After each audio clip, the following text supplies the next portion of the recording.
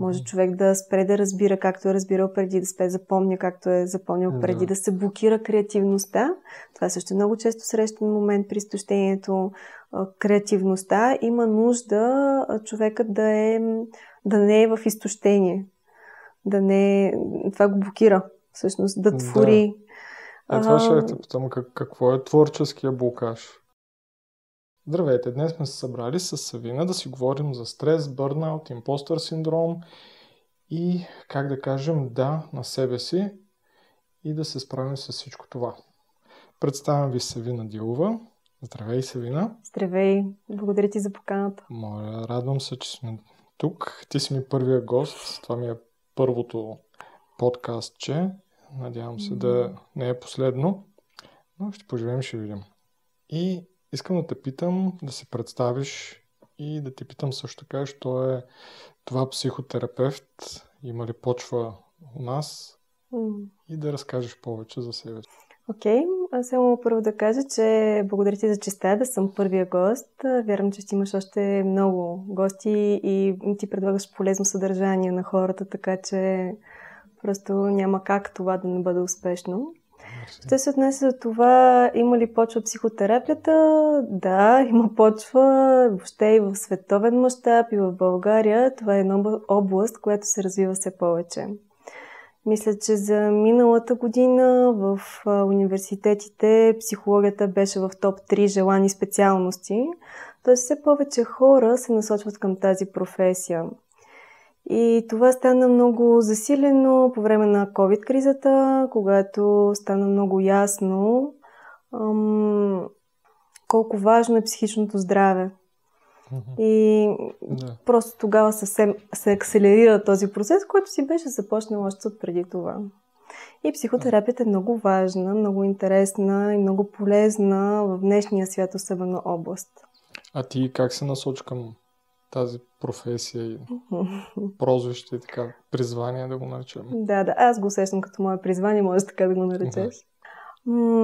Аз се занимавах преди това с творчество, с графичен дизайн, с неща, които бяха доста различна област.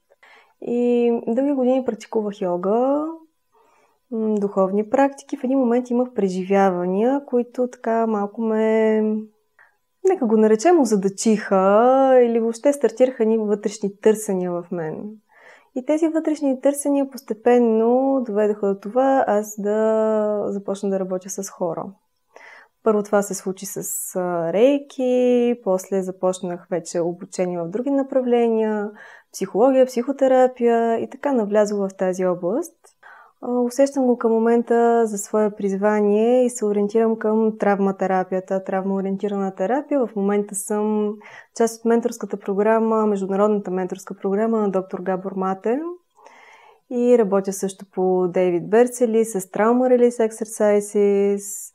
Имам интерес в транзакционния анализ, хипнотерапевт съм, член съм на двете български асоциации, които се занимават с хипнотерапия в България и доста други неща. Така като го описваш е доста обемисто. Има ли стрес сега в твоето ново прозвище и посока? Стрес има, да. Всъщност професията на психолога, на психотерапевта е професия с висок burnout rate. Тоест това е професия, която хаби батериите доста. Да, може и така да го кажеш, хаби батериите. По-скоро е такава, че много е важно да се грижиш за себе си. Общо взето отговорността към клиентите, към работата включва и грижа към себе си. Лична работа, почивка, въобще една цялостна грижа за себе си, защото ако аз не съм с регулирана нервна система, ако при мен нещо не е окей, т.е. по някакъв начин съм изчерпана или нещо друго се случва, аз няма как да бъда ефективна в работата си. Няма как да стоя свързана и да може клиента ми чрез мен да се корегулира. Това е много важна част, тъй като нашите нервни системи си взаимодействат, примерно както сега седим с теб, един срещу друг.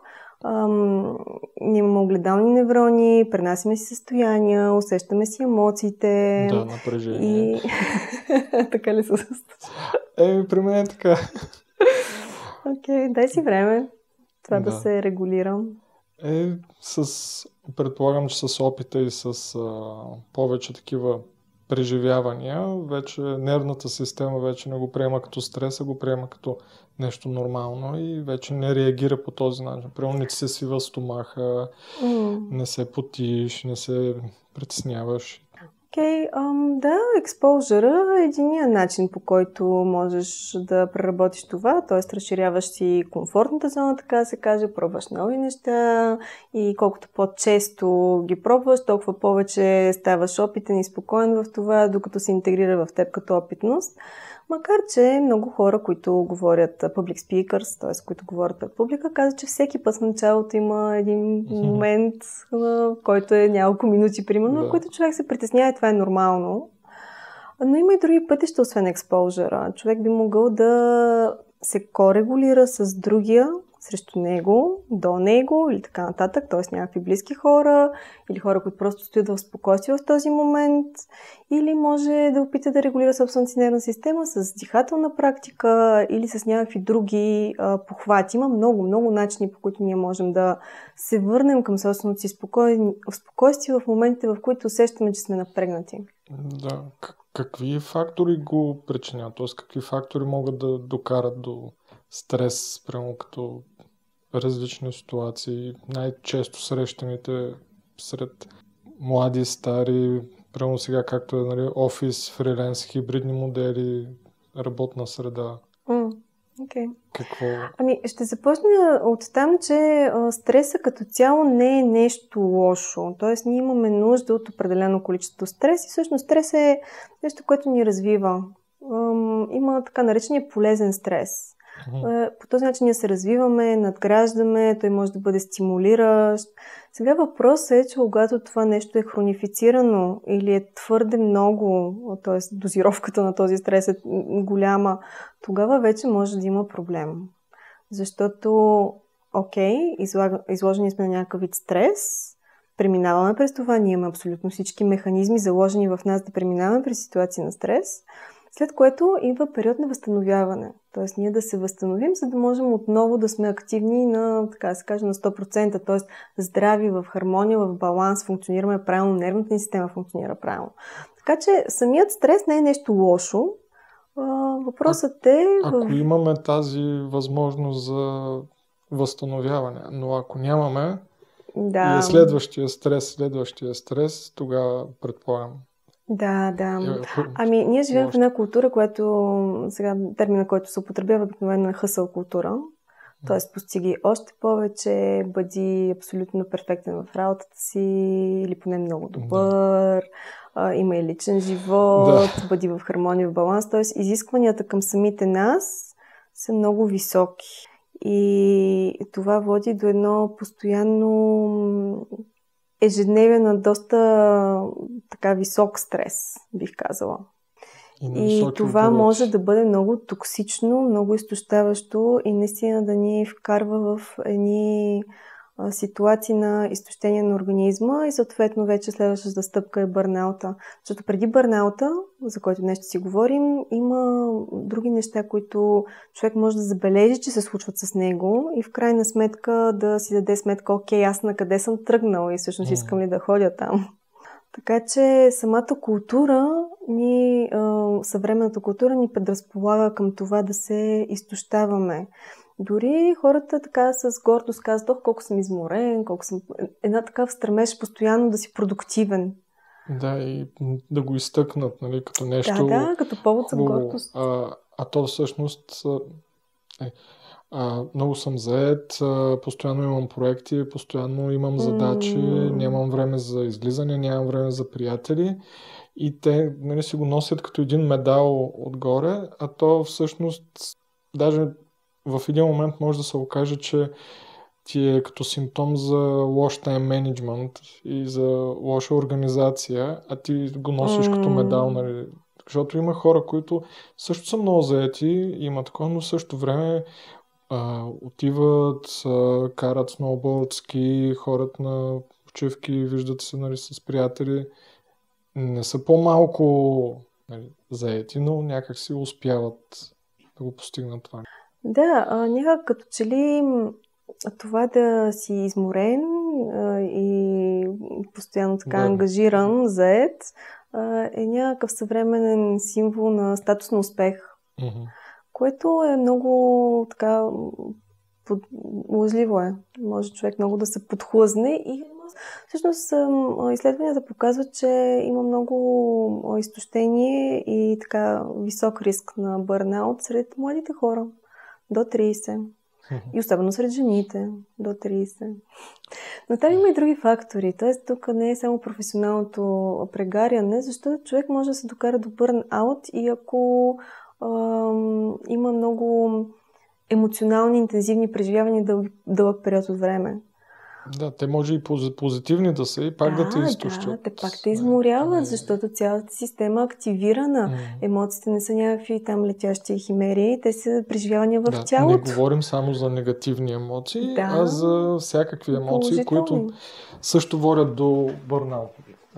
Сега излизаме с приятели, деца, хаха, хихи, радваме се. Много хубаво сме си изкарали, много сме се смяли, но после сме като съсипани, въпреки че е било позитивно изживяване. И имаш всъщност нужда от период на затваряне. Малко тишина, да няма, да можеш да се върнеш към себе си, да си ги преработиш нещата, да се наспиш, да си починеш. Можеш ли да си представиш сега как това нещо, излизане с приятели, децата, всичко тези приятни емоции се случва всеки ден? Да. Разбира се, че в един момент се докарваш до изтощение, до емоционално изтощение и физическо също. И това ми може би е добре да кажем и какви видове умора човек може да изпитва. Най-общо можем да ги категоризираме на 3 вида. Едната е емоционалната умора, това, за което сега си говорим, когато човек има много интензивни емоционални преживявания, в един момент има пренасищане, има нужда да има спад, да има почивка, да има покой от това нещо. И когато има емоционална умора, това може да се прояви по основно 2 начина. Единият да станем апатични, т.е. емоциите да се изключим от тях. Може дори да изглеждаме отстрани безчувствени на хората. Да. Това е единият начин. Другият начин е да сме свръхемоционално реактивни. Да. Тоест всяко едно нещо ни засилва към емоция, която изначално не е наша. Много сме повлияни от средата. Или пък много лесно реагираме на... Като казвам лесно, много бързо реагираме на тригъри. Някакви провокации. И дори малки неща могат емоционално да ни бутнат. Така че върви в тези посоки, когато има емоционално изтощение. И това е, когато нямаме, нали, тази нужна почивка, да може да се върнем обратно към баланс и се получават тези реакция към тригъри бърза, апатичност и там трето, кое беше? Или имаш свръхреакция, т.е. силно така повишена емоционална реактивност, или си в апатия, т.е. нямаш емоция. Може да стигнеш дори до момент на дехуманизация. Това се вижда при медицинските лица много често, тъй като там пак рейтинга на това колко се случва бърнаут е висок. Няма капацитета дори за емпатия. Просто лицата на хората почват да си приличат. Лекарите може да се случи да почнат да използват там номера, да наричат по някакъв друг начин, не с имената своите пациенти. Тоест дехуманизация. Просто защото човек има определен капацитет и след като се изчерпа, механизма е изключвам. Така че може и до това да се стигне и това да е последствие от бърнаут, а не защото човекът е безчувствен. Да. Изначално. Те могат да го ползват и като защитен механизъм, нали, да... То е защитен механизъм. Да, то си е, всъщност точно е реакция на емоционална защита, нали, този човек да може да се свърши работата. Иначе ако трябва емоционално да се вкара във всеки случай, нали, не говорим за доктори само и за такова, за всеки, който се занимава и има контакти с клиенти, проекти, хора срещу него, той влага нещо от себе си и това нещо взима от неговата енергия и емоция и съответно го изтощава. И в един момент той се изключва и започва като фабрика. Айде, следващия. Да, и дехуманизацията всъщност е стъпка отвъд това да не се инвестираш толкова много емоционално, защото човек може да изпитва емпатия, въпреки това да държи професионална дистанция. Но дехуманизацията вече е отвъд това. Тогава вече нямаш капацитета да почувстваш емпатия, да видиш човека среща като човек. И това е последствие от стреса, изтощението, умората и всичко, което се е случвало преди това. Друг вид умора, освен емоционалната, това е менталната умора. Много често се среща, когато трябва да взимаш много решения, когато работиш някаква офисна работа или някаква организационна работа. Тоест, много мислиш, много ползваш ума си.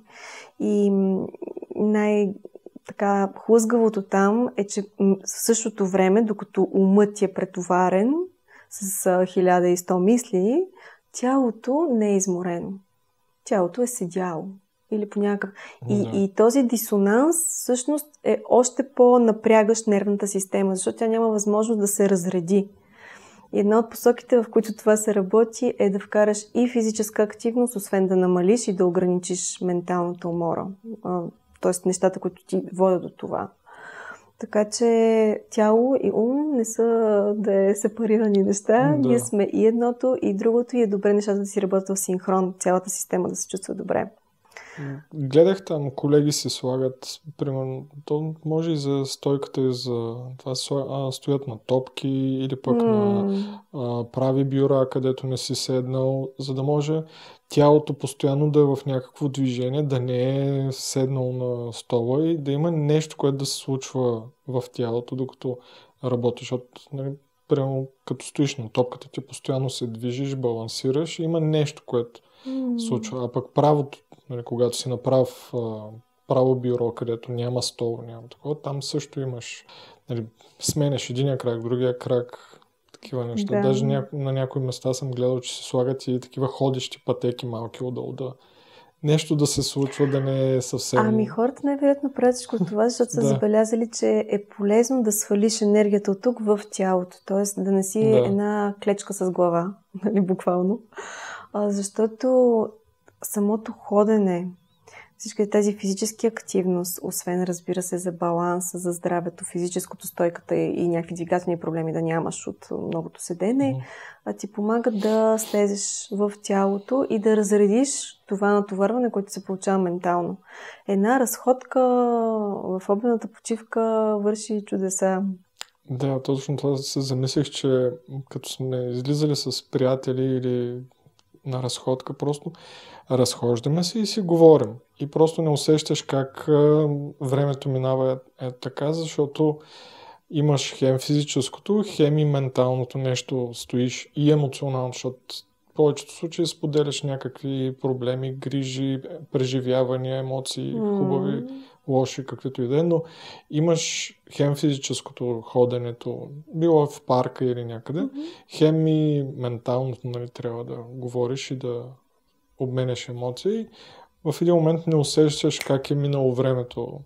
А пък обратното в офиса, когато е нещо друго, там можеш да 15 минути да се сторят 2 часа и тотално загуба на представа за времето, защото според мен един от основните фактори е точно това, че няма движение. Тялото по съвсем друг начин приема мисълта, времето като часове минаващи, когато липсва някакво движение. Тялото не го отразява като... Да. Важно да обръщаме внимание какво се случва с телата ни. И нещо друго, което ми направи впечатление много важно в тази история, която сега разказа, е социалната интеракция, положителната социална интеракция.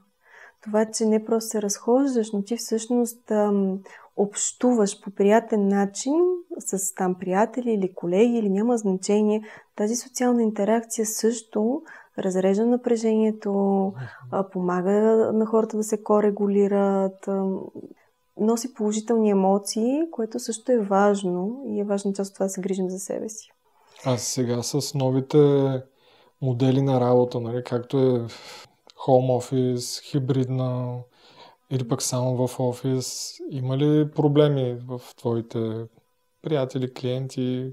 Тоест, отразява ли им се? Тези клиенти, които работят на home office, споделят преживяване на изолация и самота. Да, разбира се, че има логистични плюсове, а по няколко пъти има и друг вид плюсове, в зависимост от това каква е средата и екипа, с който работиш. Но като цяло се получава една изолация, която за кратко време човек може да компенсира с странични дейности, социален живот, който е извън работа. Но така, когато се задържи за продължителен период от време, хората споделят преживяване на самота. И то по така неприятен начин за тях. Хибридният вариант съм забелязала, че най-добре работи за хората, когато ми споделят. Т.е. имат възможност и за събиране на живо, било в офис, coworking space, там нещо, и home office. Т.е. има гъвкавост. И като цяло моето мнение е, че светът върви към по-голяма гъвкавост.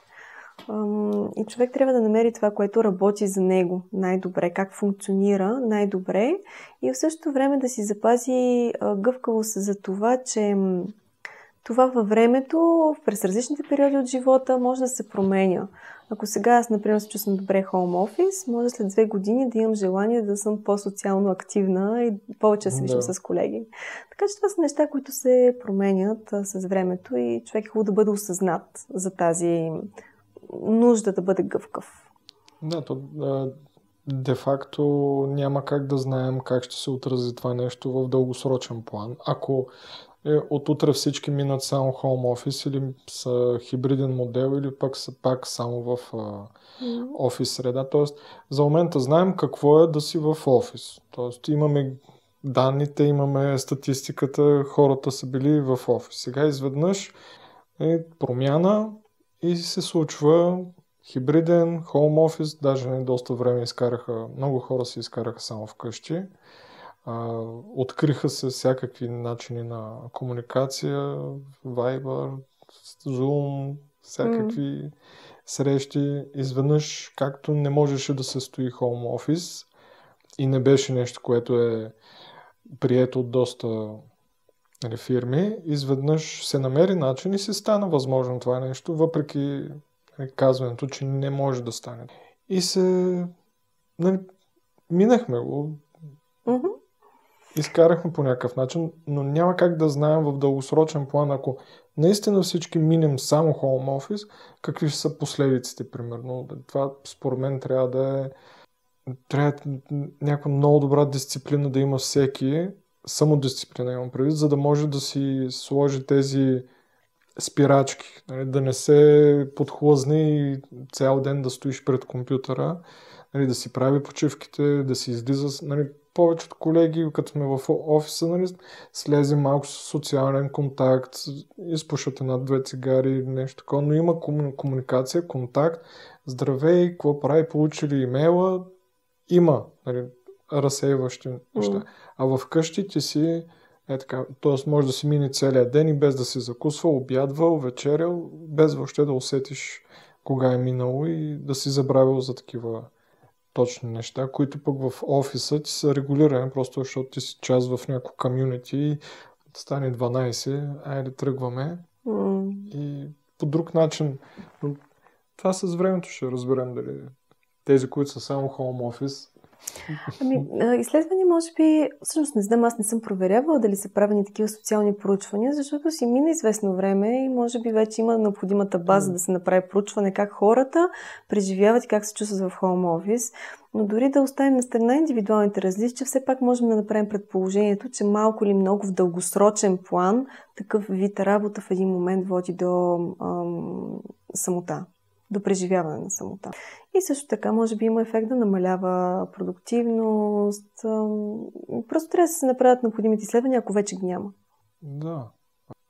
Това, което най-много ми направи впечатление в home office е, че хората, които имат дисциплина, самодисциплина, нямаха никакъв проблем. Директно влязаха си, започнаха да се работят. В повечето случаи това са хора, които си работят отделно си работят на частно, като фриленсъри, правят си неща, знаят се, връщам се от работа, хапвам, вечерям, виждам се с този онзи, после сядам, работя до толкова часа, свършвам с нещата и продължавам. Тоест имат някаква дисциплина. Но хора, които са само в офис среда, които рядко са работили в къщи, прямо при тях забелязах, че има проблем като концентрация, да седнат, нали, разсейват се. Прямо някои дори пушаха повече в къщи, отколкото в офиса. Mm-hmm. Много повече пушаха повече в къщи. При други пък обратното, в къщи по-малко пушат, отколкото в офиса.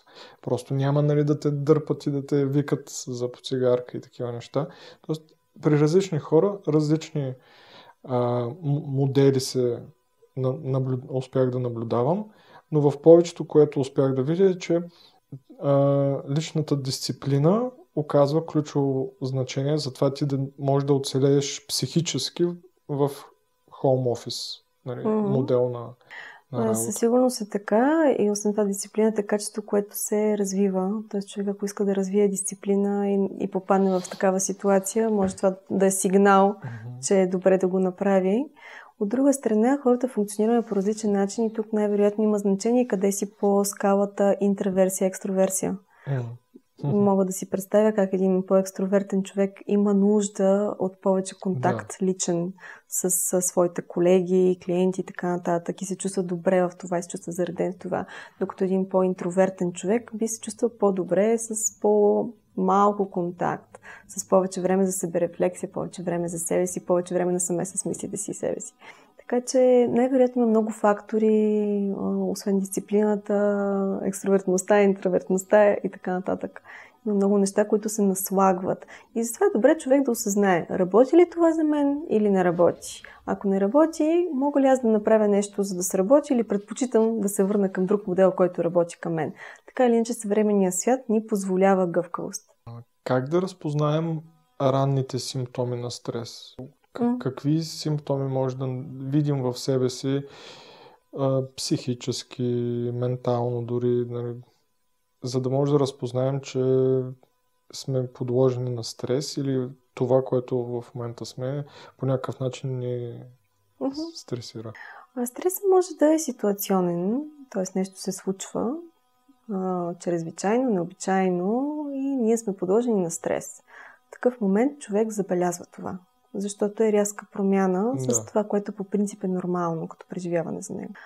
Когато обаче има хроничен стрес, човек може да спре да обръща внимание на това, че се случва, т.е. да спре да го забелязва като фактор, а да му е нормалното. Аз по принцип съм си така.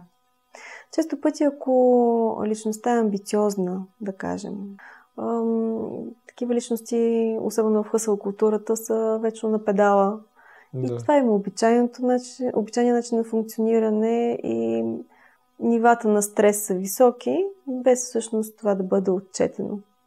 Така че тук е въпрос на себепознание, себерефлексия, на това доколко си даваш сметка за телесните усещания, физически. Доколко разбираш себе си. Точно така. Как си физически, как си ментално. Просто едно добро себепознание е това, което ти дава възможност да отчетеш имаш ли стрес или не.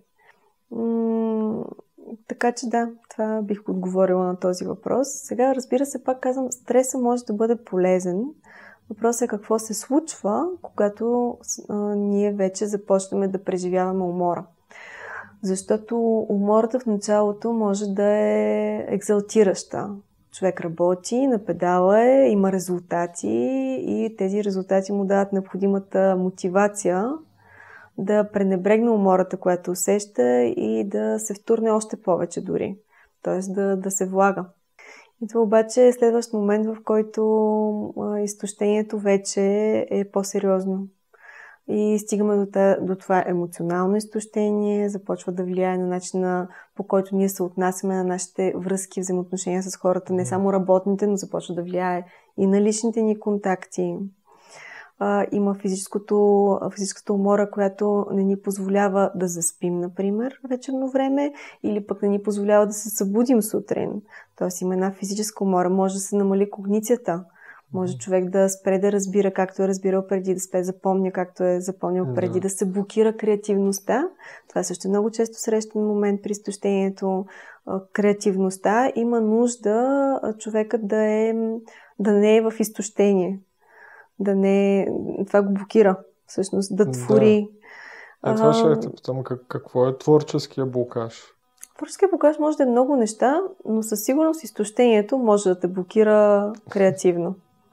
Така че независимо дали човек е блокирал креативно по други причини, ако е изтощен, това със сигурност е причина да има творчески блокаж. Да. Когато човек е изтощен, той също така трудно намира вдъхновение, не може да преживява радост, трудно му е да намира удоволствие. Нещата, които преди са доставили удоволствие, вече не доставят удоволствие. Ако това се случва, това е типичен симптом. Човек на предстоящ бърнаут и човек може да използва това за момент да се огледа в себе си и си каже нещо се случва с мен, защото това преди ми доставяш удоволствие, сега не. И да, причината може да е, защото личността се променя, нещо, друг етап житейски навлиза, но може да не е. Може да е свързано с това, че човекът е изморен, изтощен. Да, и всъщност имаш едно откъсване от емоциите. Нали? Нормалното възприемане на емоциите, което си имало преди за нещо, в един момент вече го нямаш и това ти е все едно, нали, червена светлина, а нещо тук има. Да, дисоциация може да се случи. Да, някои случаи пък може да го приемат като това вече не ми доставя удоволствие. И прямо при младите те съм забелязал, че малко по-емоционално реагират и това вече не ми е интересно, това ми е скучно и скачат от едно на второ на трето, а всъщност те са много емоционално бомбардирани от всякакви неща и това скачане и в един момент просто може би се оказва, че имат нужда от почивка, за да може, нали, да се върнат баланса и това нещо всъщност не е толкова скучно да им е доскучало, а просто в момента са апатични и са бърнаутнати и за това нещо не е окей. И трябва да се върнат обратно. Да, може да е момент на изтощение, но от друга страна е характерно за младостта ние да експериментираме и да пробваме различни неща. Това е прекрасен момент да пробваш. И имам предвид, нали, казвам го в контекста на преди да направят емоционално взето решение на емоция, просто да си дадат малко почивка, за да им спадне малко бърнаута или умореността или такова, за да може да анализирате. Затова казват, нали, че утрото е по-мъдро от вечерта, защото имаш малко почивка вечерта, ти са наместили някакви неща. И затова емоционалното, като го наместиш, тогава можеш да разбереш дали решението ти е правилно или е базирано на емоционална умора или на емоционална превъзбуда. Това е един модел, който житейски е мъдър, да си дадеш време, да премине състоянието и да не взимаш решения под състояние на ефект, които са значими, примерно в професионален план. Да.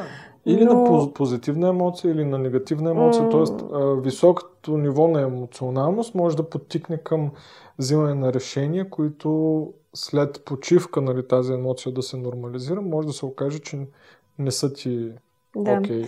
Но когато говорим за бърнаут, е важно да отбележим, че това е след изтощението. Тоест, когато се случва вече бърнаут, ние не можем с една вечер да си починем и да влезем отново в състоянието, в което сме били. Там е необходимо повече време за възстановяване и обикновено хората в бърнаут въобще не са работоспособни. Това, което се случва е, че независимо, че продължават да работят, да речем, със същото темпо, резултатите им спадат. Не могат да са с тази продуктивност, с тези резултати, които са били преди. Какво препоръчваш? Тоест, какъв тип почивка да си дадат? Ако, нали, едно става въпрос само за почивка. Почивката е едната страна на медала. Със сигурност е необходима техничната почивка, но има други неща, как човек и защо се е докарал до бърнаут. И като казвам докарал, как съм стигнала до там. Тоест, има необходимост от психотерапия, за да се отработи това, което е въвело човека до там да стигне до бърнаут. А по него път коучинг или когнитивно-поведенческа също помага. Не е необходимо някаква дълбинна работа, но е добре човек да работи със себе си. И когато се стигне до бърнаут, много често хората го осъзнават на момента, когато вече тялото казва не. Имала съм случаи, клиенти са ми споделяли, падат човекът на земята и не може да мръдне. т.е. парализа се преживява. Има случаи абсолютна неадекватност, не може да отиде на работа, спират да спят, случва се инсомния, може да има промяна в апетита, която върви в две посоки. Или спират да се хранят, и почват да губят тегло, или апетитът се увеличава, защото тялото се опитва да компенсира тази умора чрез набавяне на калории и съответно теглото се покачва. Много неща се случват с човека, които го правят тотално неработоспособен, когато е в бърнаут. Така че има много степени преди това, където да се усетим, че сме изтощени, че нещата с нас не се случват, не вървят към добро и да спрем и да направим необходимите промени там. И тъй като ме попита какво мога да направя в тези ситуации, първото много важно е приоритетите. Човек много добре трябва да седне и да си сложи едни приоритети. И да види какво му е важно, какво не му е важно. И това, което не е чак толкова важно, или да го делегира, или да го остави на страна. Ние не сме ни слънца, които да огреем навсякъде. Денонощ има 24 часа. С всичките ръце и... Точно така. Просто не е необходимо човекът да буквално огрее навсякъде. И в терапия изследваме защо е тази нужда. Може да е, примерно, много засилен контрол, т.е. контролираща личност. И е трудно да делегира. Или перфекционизъм. И отново трудно е да делегира. Или този перфекционизъм, който го връща отново и отново и отново, да гледа дребните детайлчета, за да може да стане перфектно и съвършено, което е мисля невъзможна. Да, но контрол е форма на защита и отдолу под него обикновено стои страх или страхове. И перфекционизма егото също. Да, окей. То всичко всъщност попира до егото, тъй като егото е личността ни. Не, за перфекциониста съм забелязал, че егото им е малко по-силно развито и по-трудно, като съм работил с клиенти, които микроменажират и имат по-развито его, т.е.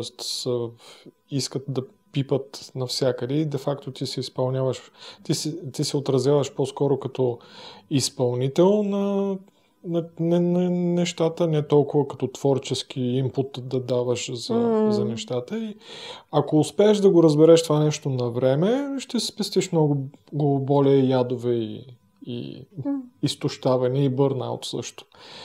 Което, ако можеш да го разбереш. Ако не го разбереш, вече се получават едни сблъскване между различни идеи и начини на работа, което не води също добри резултати. Но затова казах его, че повечето хора, които са перфекционисти, съм ги свързвал с много развито и силно его, което ги води в това. Това е интересно, че го казваш, защото перфекционизъм, например по транзакционния анализ, това е драйвер, нещо, което несъзнателно води човека в живота. И под перфекционизма обикновено лежи ниска самооценка. И ние работим с това. Защото перфекционистите имат тази травма и вътрешно убеждение много често, когато го разровичкаме, аз не съм достатъчно. И затова трябва да докажа на света, че съм достатъчно. И това доказване върви през външните постижения, външните изяви. Може да бъде също така някаква забрана, нямам право на грешка, страх от провал. Има много неща, които в терапията могат да бъдат адресирани. Но могат да докарат себе си до бърнаут. Другият типаж, който може лесно стига до бърнаут, това са хората, които имат драйвера бъди мил или се опитват да угодничат на другите. Не е възможно в живота ти да угодиш на всички. Да. И ако си в един екип и си в тази вътрешна нужда аз да угодя на всички, нивата на стрес са много високи. Това е другото, което го осъзнах така, докато започнем да говориш на тази тема, че не винаги външните фактори носят стрес, ами има и такива фактори, които де-факто твоите решения, начинът ти на мислене, начинът на възприемане на света, мироглед и нещата, които нали, са вътрешно в теб, могат да те докарат до стрес. Тоест ти сам да си създадеш тази... Както е с това ти не се чувстваш достатъчен. Защо не се чувстваш достатъчен? Защото това и това. Съответно аз се държа по този начин и това контролира моите решения и комуникацията ми с с клиенти, с колеги, с шефове. И всичко това нещо ми води до една стресова ситуация, която аз не го осъзнавам, а всичко започва от това как аз възприемам себе си. Точно така. Аз и затова използвам по някой път тази дума, как си се докарал до там. Да. Защото е добре човек да поеме отговорност, как участва в това, което се случва. Тоест, как сам създава живота си такъв какъвто е. Да, той не е само зрител, наблюдател. Да. Хората, които имат външен локус на контрол, са склонни да казват, това ми се случва на мен. Нали, звездите така са се наредили, такава е ситуацията. Да. Тоест, те са в получаващия, не участват активно. Да. Нещата са извън техния контрол и просто им се случва, живота им се случва. Хората, които пък имат вътрешен локус на контрол, те търсят, защо аз сега така направих, как го направих. И има една здравословна среда, в която човек трябва да е достатъчно здраво свързан с реалността, за да си дава сметка кое е негова отговорност, кое не е негова отговорност, за да функционира по оптималния за него начин. В тази връзка минавам към следващата тема, ако ми позволиш, за импостър синдрома и това чувство за недостатъчност и какво всъщност е импостър синдрома, защото толкова хора го изпитват в професионална среда и изобщо какво се случва, как така се стигна до този тренд. Импостър синдрома всъщност е едно понятие, което е въведено в края на миналия век, може би 80-те години или края на 70-те. И назовава това вътрешно преживяване. Аз тук само се правя на това, което изглежда на хората, но всъщност не съм. Хората обичайно, когато преживяват този синдром, не могат да отпразнуват успехите си, да ги интернализират като свои, по някакъв начин да им се зарадват. Напротив, влиза се в един такъв цикъл, че колкото повече успехи имаш, толкова повече страхът ти, че хората ще разберат истинското ти, се засилва. Още по-зле става. Още по-зле става, точно така. И пак това е просто изява на една вътрешна несигурност, с която терапевтично трябва да се работи. И обичайно най-отдолу лежи вярването, аз не съм достатъчно и трябва да се работи с самооценката. Тук пак хората могат да завият към модели като контрол, към перфекционизъм или могат да бъдат пасивни, да се затварят на места, където са си в комфортната зона. Нещата се случват рутинно и те не растат. Като има такъв избягващ модел, т.е. не поемам рискове. Но много често, ако човекът преживява импостър синдром, обичайно има един вътрешен конфликт. От една страна много искам да бъда видян, нали, хората да ме видят, да постигна успех. От друга страна много ме е страх, че хората ще ме видят и ще разберат, че аз не съм това, за което се представям. И този вътрешен конфликт създава изключително голямо вътрешно напрежение и стрес на човека. И това пак е тема, която трябва да се работи терапевтично.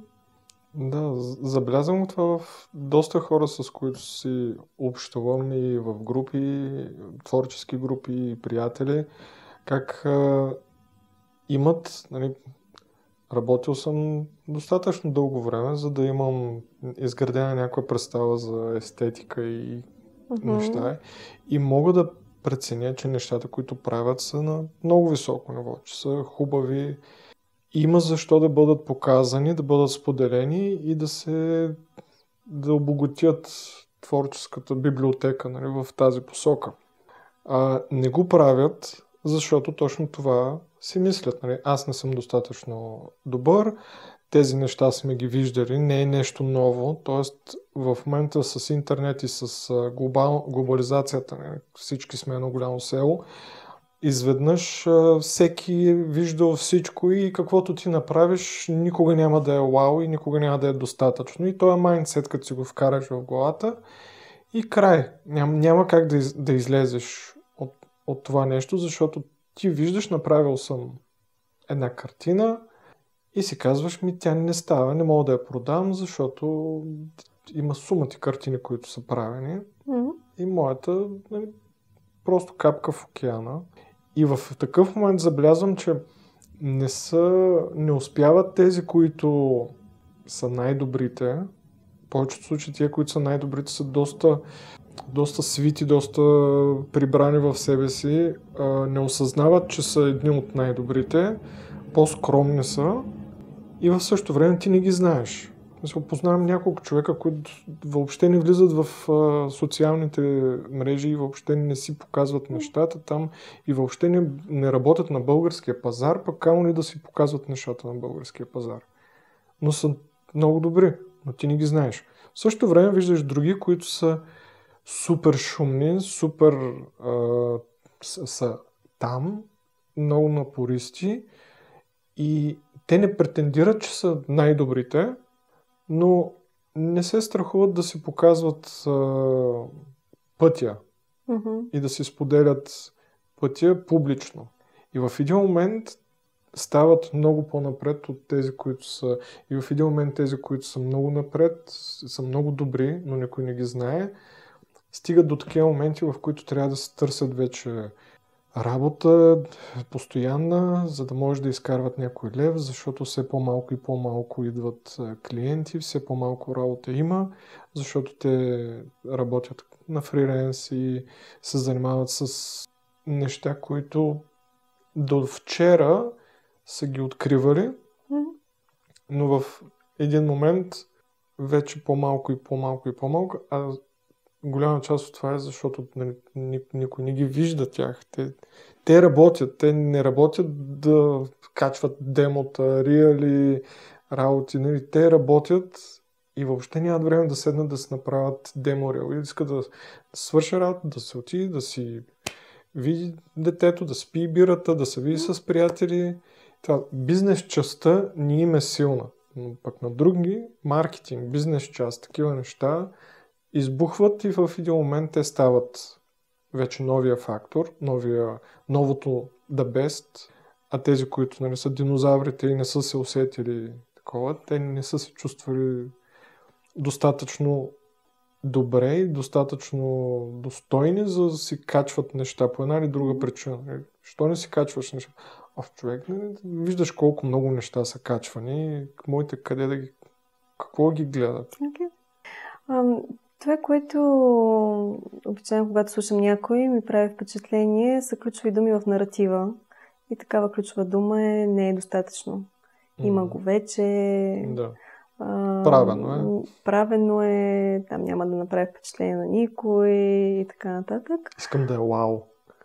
Желанието да бъде вау, т.е. да съм различен, уникален, най-добрия, перфектен и така нататък. А всичко това са субективни вътрешни преживявания. Те не са обективната реалност. Обективната реалност е, че някой работи, както ти си изрази в тази картинка, която описа, някой работи без да има широк маркетинг, т.е. без да се инвестира в маркетинг, а някой работи като инвестира по-голяма част от времето си, усилията си в маркетинг.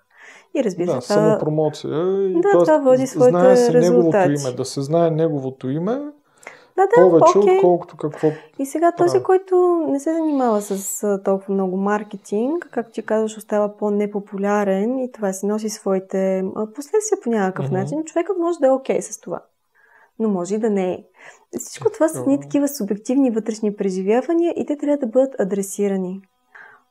От гледна точка на импостър синдрома, това пак е субективно вътрешно преживяване. Човек може да има абсолютно измерими, реални успехи, реални неща в работата, които може да покаже и те са наистина добри. Но преживяването вътрешното е, че те са в плод на шанс и на късмет, че той няма истинска заслуга за тях, че има по-добри, че това вече е правено. Тоест по някакъв начин се обесценява вътре в себе си, труда на човек сам си го обесценява и се чувства сякаш е фалшив, сякаш е импостър. Той оттам идва думата импостър. И това всичкото е изява на вярвания, на убеждения и на нивото на самооценката. И човек, ако иска, може да работи с това терапевтично. Сега като го каза за късмета, нали, гледаме интервюта на известни личности. Нали? Кой какво е постигнал, Илон Мъск, Джеф Безос. Всички стоят и казват, нали, яко работа, яко работа, яко работа. Нали, повечето неща, които се казват, са свързани с тяхната заслуга за техния личен успех. Нали, много малка част засягат въобще късмета като фактор за техния успех. Докато при импостър синдрома наблюдаваме обратното. Тоест имаме повече все едно имам късмет, аз не съм достатъчно добър, това е просто лък, нали, оцелил съм нещо, не мога да го повторя същото, просто късмет имам, а не че съм толкова добър, че да успея да възприема това нещо. И имаше едно проучване, което беше за хокеистите, как повечето, като ги интервюрат, казват колко са се старали, колко са тренирали, но като са направили проучване, примерно 80% от най-добрите хокеисти са родени в първата половина на годината. И имат късмета да се родят в първата половина на годината, защото тогава са класациите и тогава са записванията. И те са навършили съответните години, когато трябва да се запишат. А тези, които са във втората половина, по-към края на годината, изпускат датата за записване и трябва да се запишат чак на следващата година. И точно този късмет на тези хокеисти, които са едни от най-добрите, нали, в световен мащаб, виждат, че просто повечето са в първата. И те имат много повече време да тренират, да трупат опит и физическата им структура, физическото им развитие да се бусне в тази почти година, докато влязат новите, които, нали, другата година евентуално ще се запишат. И просто този късмет да са в тази част се оказва решаващ за тяхното развитие. Да, окей, само че това е фактор, който е обективен. Показвам го как наистина късмета да си роден в това ти носи. А при други, които са успяли, така, примерно богатите, не ти говорят и успелите, не ти говорят толкова за късмет. Не съм чул до сега някой да каже, имах късмета да се родя в Щатите, примерно. Малко го казват, но то си е фактор. Защото ти не можеш да...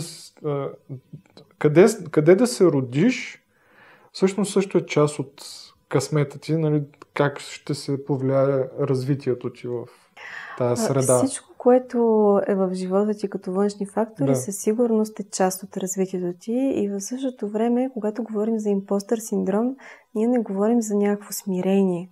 Говорим за вътрешното преживяване на това да не можеш да се почувстваш успешен, да не можеш да си интернализираш успехите, да не си дадеш кредит за това, което ти си свършил. Тоест, това не е здрава връзка с реалността.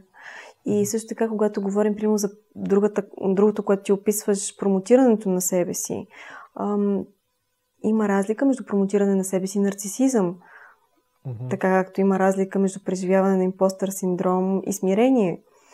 Здравото е реалността, реална, обективна оценка. Къде съм, какво съм постигнал, какво мога, какво искам и така нататък. Но неща свързани с реалността, реална оценка.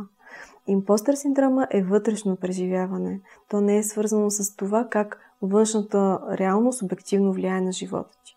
То е свързано с това как аз преживявам тази външна реалност. А как да си направим реална оценка? Защото до сега и това, което съм говорил там и за ценообразуване и такива неща, стигнах до извода, че ние сме все външни фактори ни оценяват. Родителите ни оценяват, учителите ни оценяват, шефовете ни оценяват, половинките ни оценяват, дори децата ни оценяват, но ние да дадем на себе си оценка и да си кажем, в този аспект имаш толкова, трябва да поработиш. В това си толкова, трябва да поработиш малко повече, примерно, спрямо другото, но имаш какво да работиш там. Тоест, как да си поставим на себе си оценка. Защото постоянно чуваме отвън някой да не оценява, но... Това е малко по-дълбоко въпрос, така че тук малко по-обширно ще ти отговоря. Ние сме тяло, но също така и съзнание, и когато се раждаме, светът около нас е нашето огледало. Когато започваме да създаваме образ за себе си, вече към 3-та годинка, огледалото отвън е това, което ни създава себеусещане.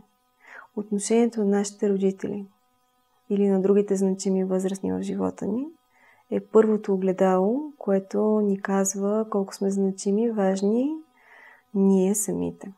И, например, Габор Мате говори за двете нужди на малкото дете и на порасналия човек, разбира се, после. Едната е нуждата от автентичност, т.е. аз да съм себе си изцяло такъв, какъвто съм. И нуждата от принадлежност. Аз да съм част от другите, в случая семейството. Или там другите значими възрастни, когато се родим. И когато тези две нужди се сблъскат, защото ние се социализираме, учейки се на правила и модели на поведение, какво е окей да правиш, какво не е окей да правиш. И това е нещо, което родителите ни учат. И ако, например, родителят ти се скара, че си се разгневил на някое детенце на площадката, си го ударил с шпателката по главата и почне да ти обяснява не просто, че това не е окей, но ти се скара с собствения си гняв и по някакъв начин ти даде посланието, че ти не е окей да изразяваш гняв, между това да си автентичен и да изразяваш гнева и това да принадлежиш към родителите си, ти автоматично избираш принадлежност. Това не е съзнателен избор, който правим. Хората, когато се родим, сме безпомощни деца и децата, зависимо от оцеляването, имаме този инстинкт ние да сме свързани с родителите или другите значими възрастни. И затова принадлежността бие 100 от 100%. Да. И така излизам от своята автентичност. Още в детската възраст.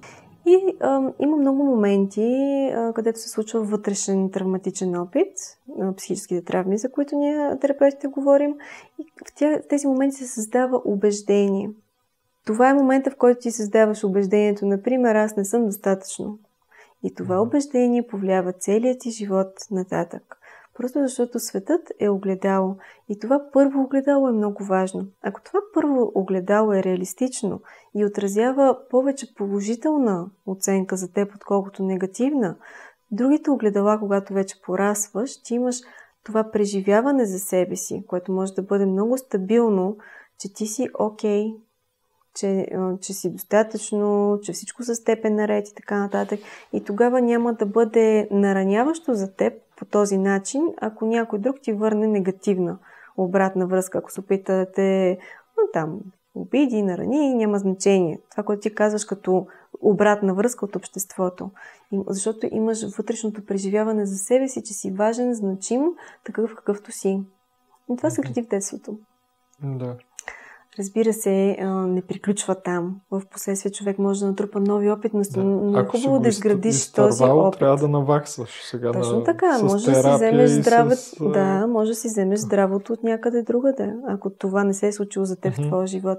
И то може да не е защото има липса на родителска любов, например. Всеки от нас прави това, което може, към момента, който може, по най-добрия начин, по който може. Родителите не сме на подсъдимите скамейки тук. Но в същото време нещо, което е казано с любов, като например ситуацията, в която ти на площадката, като малко дете, удряш друго дете с лопатката. Разбира се, че родителя желая да те социализира, а не да те превърне в някой, който бие другите деца, защото знае, че това ще има последствия. Другите деца или ще бият теб, или ще те изолират. Тоест, то пак е за добро в главата на родителя. Да. Но като преживяване вътре детско, в зависимост от това как е поднесено, може да бъде травмиращо.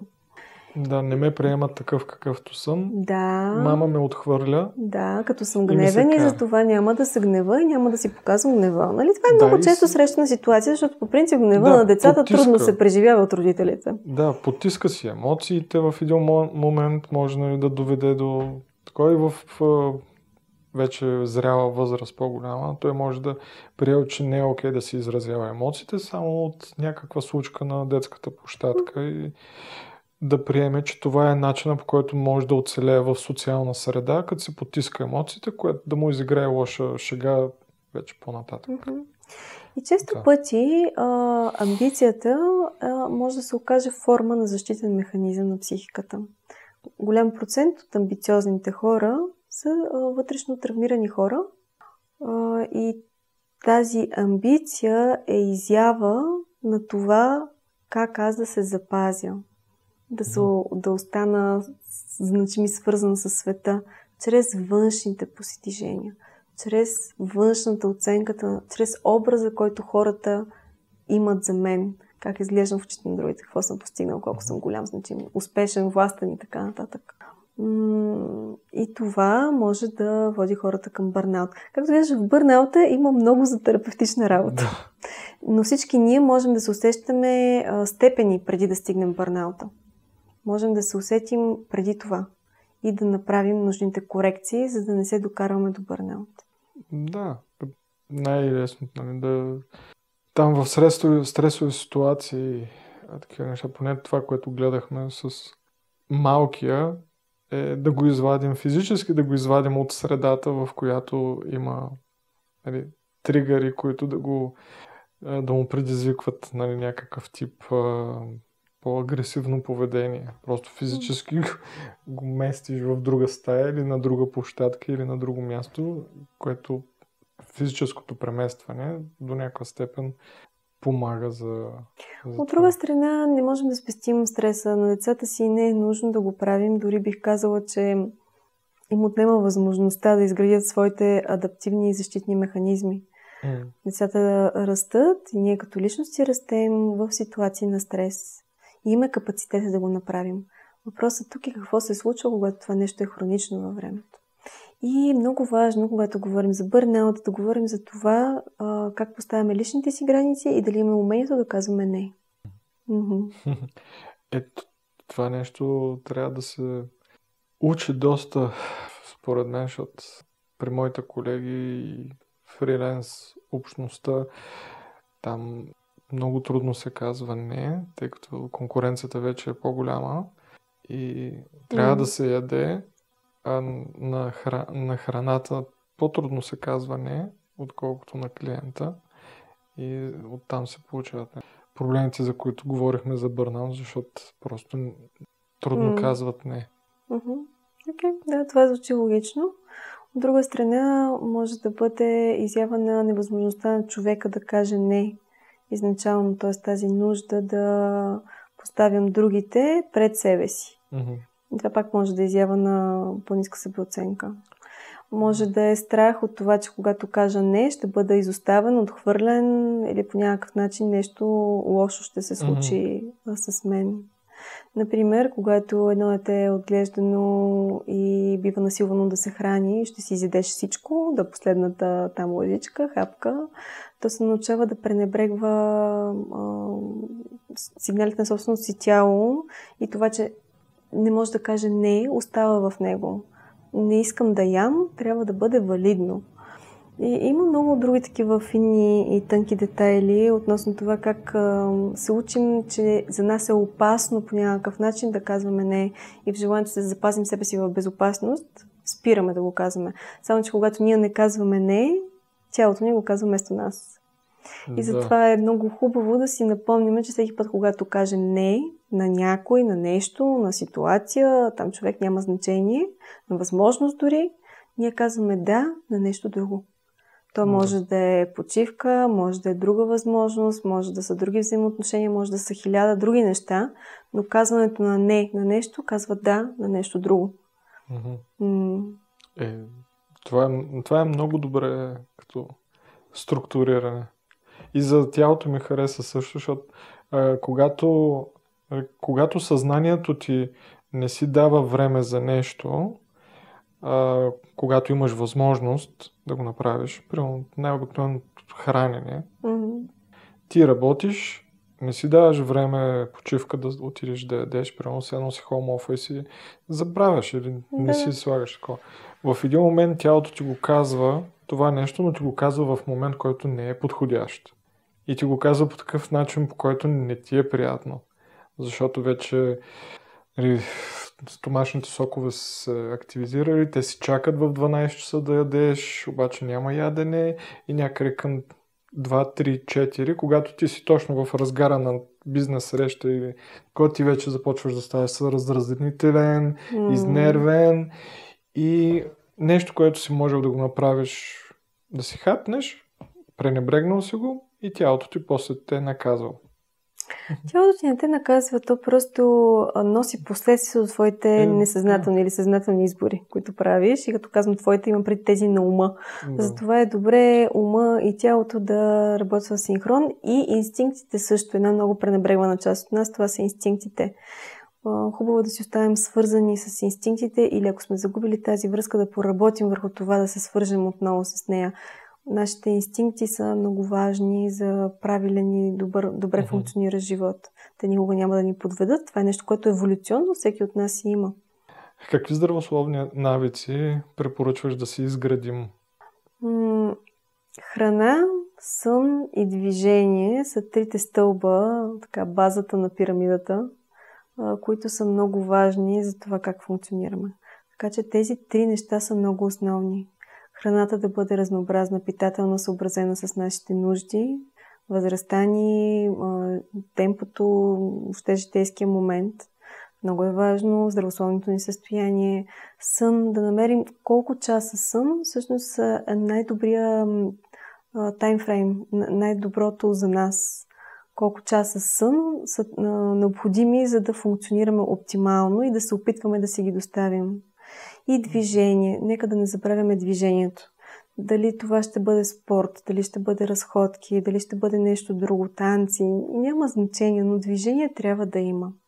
Това са трите най-основни неща и това, което аз бих добавила, удоволствие. Много е важно удоволствията, вдъхновение и радост. Тези три неща също. Да, храна за душата. Храна за душата, за духа, за психиката. Това са неща, които зареждат с енергия, които ни дават тласък, дават ни импулс, дават ни мотивация ние да градим един по-вдъхновен и щастлив живот за нас. Така че това са много необходими, според мен, неща, като компоненти да присъстват в живота. За баланса между работа и личен живот там... Този баланс е много личен, много е личен и на различните етапи ще разглежда различно. Аз този въпрос винаги си го превеждам за баланса, по-скоро аз чувствам ли се в баланс. За мен това работи ли, достатъчно ли ми е, доволен ли съм от настоящата ситуация. И ако не съм, какво не е в хармония, какво не е в баланс, какво имам необходимост да вкарам повече в живота си или да извадя от него, да не присъства толкова много. Така че тук интроспекцията може да бъде човекът да си даде време да гледа навътре или да си пише или по някакъв начин в себе си да погледне. Или може да бъде през разговори с близки, с доверени хора, спознати, или през работа с психотерапевт. Много начини, по които може човек да си даде сметка как в момента се развива живота му, дали му харесва или по някакъв начин може да подобри баланса в него. Относно това, работа, лични взаимоотношения, някои хора се чувстват добре, когато има повече работа в живота им. Други се чувстват добре, когато има по-малко. Много индивидуално. Той в различните етапи от живота на човек се променят като нужда, защото в един момент си сам, нали, свободен електрон, летиш си, обикаляш си, така в един момент вече си с връзка, семейство, деца, задължения и вече твоето усещане, което ти е добре като баланс, работа, личен живот, може примерно да не е окей за половинката ти, за детето ти, за всичките, които, нали, са навързани около теб и зависят от теб, защото те може да имат нужда от повече. Нали, за теб може да ти е окей това, но за тях не е и тук вече се получава азът ми какво има нужда и външния валидатор, който, нали, всъщност да принадлежим към нещо. Точно така. Се получава пак този детския конфликт в началото, се връща пак и пак. И пак опираме до приоритетите. Да, приоритети. Всеки от нас трябва да си поставя приоритети, когато е в ситуация, тъй като ние в момента говорим за изтощение и за бърнаут. Приоритетите са много важни. Човек да си даде сметка какво е важно за мен, какво ми е важно, наистина. Защото когато имаш приоритети, можеш да вземеш решенията, които да ти носят баланса между работа и личен живот. Да, и те даже не се взимат трудно. В смисъл, вече когато си наясно с приоритета, той ти извади очите и ти казва, това е към което трябва да се насочиш. Не е това, което искаш или си мислиш, че искаш или такова, нали, вече това ти е фокус. И оттам вече дисциплина да си го следва и да си го изпълни. Да. Може би трябва да направим един разговор за дисциплината. Това е много интересна тема. То е... Как беше за едно нещо, за да се превърне в характер, трябва първо какъв си период да ти бъде повторяемо, да се повтаря, за да се превърне в навик, навика да се превърне в рутина или в и чак след много пъти да се повтори това нещо, вече се започва да става като характер. Значи, повтарянето, нали, всеки ден ще ходя да бягам сутрин. Това е повтарянето. Повтаряш. И в един момент то се превръща в навик. Ама този навик, ако го прекъснем, нали, няма да се превърне в характер. А характера, за да стане това нещо характер, всъщност е аз да живея здравословно, физически да съм активен. Не е вързано само с бягането. Бягането просто е част от тази част от характера, която се опитвам да науча и да обуча в това. Но за да стане това нещо, не трябва да прекъсвам това предварително. Да, освен дисциплината, постоянството е много важно. И когато създаваме нови навици, житейския хак, най-лесният начин да си създадеш нов навик е като го прикачиш към вече съществуващ. Ако, например, аз искам да чета повече книги, но не ми се получава, но пък бягам всяка сутрин, мога да се абонирам към някаква платформа и съответно да слушам аудиокниги, докато бягам. Да, ето. Тоест, прикачаме нещо към вече съществуващи навици. Това е начинът, по който можем да си създадем нов навик. И гъвкавостта е отново най-високата форма на интелект. Това е адаптивността. Способността ни да се адаптираме. А в адаптивността има много гъвкавост. И ако един навик известно време е работил за нас, но не че не работи, е хубаво да имаме силата на волята да го прекъснем и да го сменим с друг. И постоянно се случва в живота, че нещо вече не ни служи. И е необходимо да се освободим от него, за да дойде и да вкараме нещо друго, което ни служи по-добре към този момент. Така че гъвкавостта е много важна. А що се отнася до дисциплината, това, което съм наблюдавала е при себе си, тъй като аз имам силна творческа страна, и при други творци, е, че ние много разчитаме на вдъхновението. И когато ние сме вдъхновени, крилата на вдъхновението ни носят. И тогава сме способни да влезем в един така творчески ритъм, в който канализираме тази силна, мощна енергия на творчеството, палени, има страст във всичко до това, вдъхновени сме. Това обаче е един пик, който постепенно спада. И много често води до това, че ако няма дисциплинен човек, не си завършва проектите. Да. Започва ги, вдъхновението го отнася до някъде, след което нещата замират. И дисциплината е много ключова, за да може човек да си довърши започнатото и реално да реализира всички тези неща, които го вдъхновяват. И това нещо го забелязвам много в хора, които правят неща за себе си. Когато е свързано с правене на това нещо за теб, примерно. Какво имаш предвид? Ако е за клиент, някак си успяват да го направят. Поръчка ли е, клиент ли е, работа за някой друг, успяват да се дисциплинират, да се таковат, да завършат проекта, за да си вземат. Но си слагат някакъв проект, който са вдъхновени и искат да го направят, както казваш, мотивирани, и в един момент не го завършват. В повечето случаи това е свързано с лични проекти, лични неща, които си правят. Дали ще си хване да си прави портфолиото, дали ще си прави уебсайта, дали ще си прави самопромоцията или нещата. Просто нещата, които правят за себе си, някак си не са приоритет и не се завършват така, както за друг човек. Много ми се иска да кажа, ако човек има такъв модел на поведение, много важно е първо да си поставя по-малко лични проекти. Тоест, ако има модел в живота си да захваща и да не довършва, да захваща по-малко неща, защото може да е свързано с количеството на нещата, които захванал. Другото, което е много важно, захвана ли нещо, много важно, нещо, което е свързано лично с него, да го довърши. Защото това дава послание на подсъзнанието, което си казва така: окей, значи аз тук правя с приоритет нещата на другите, не за себе си, т.е. аз не съм толкова важен. Той изначално така тръгва. Просто другите са по-значими от мен.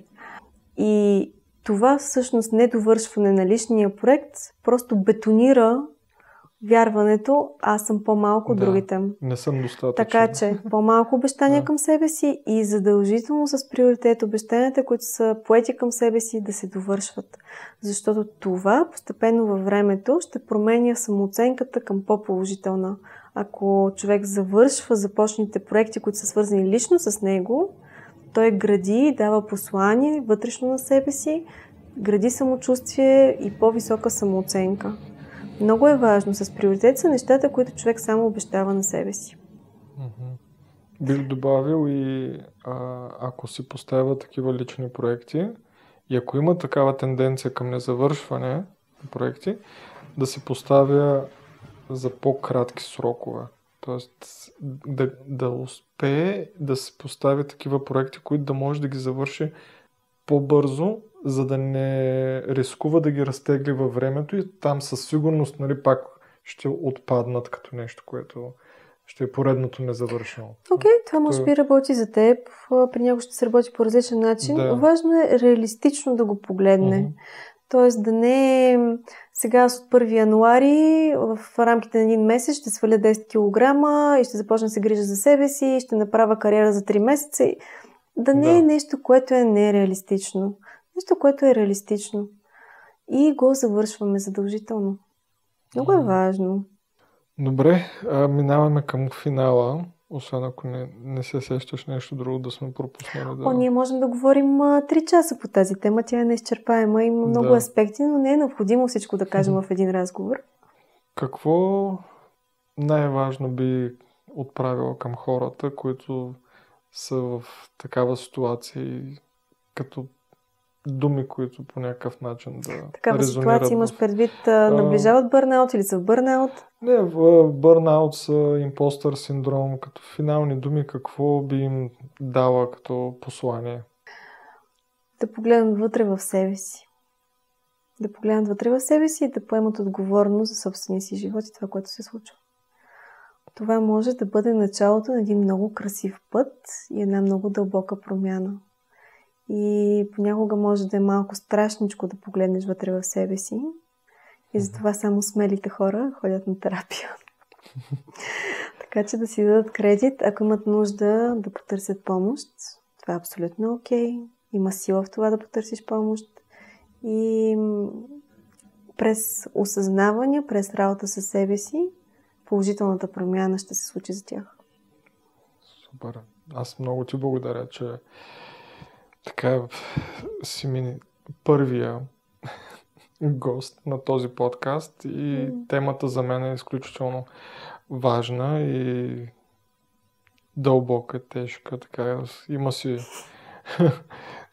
нужда от тази тема да се толкова, не само на мен, като казах на няколко приятели, че ще правим това, даже им изпратих и им показах, супер човек, това трябва да се говори, защото няма как. И много ти благодаря. И аз благодаря за поканата.